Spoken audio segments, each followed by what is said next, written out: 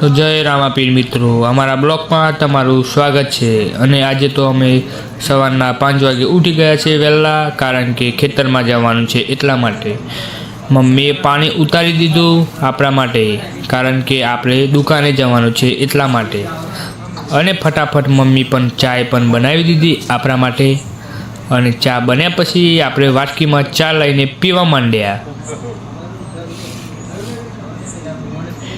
અને ચા પીધા પછી આપણાને એવું થઈ ગયું તો હવે રિક્ષાનો સેલ મારીને રિક્ષા સાફ કરી દીધી। પછી રિક્ષામાં સેલ મારી દીધો અને રિક્ષા સાફ કરી દીધી, જોઈ લો રિક્ષા ચકાચક। અને પછી રિક્ષા લઈને નીકળી ગયા દુકાને। તો જોઈ લો આપણે જૂનું ઘર દેખાય છે તે આવી ગયા। અને પછી આપણા જૂના ઘરે આવી ગયા અને આપણા બેન અનુબેનના દર્શન કરી લીધા।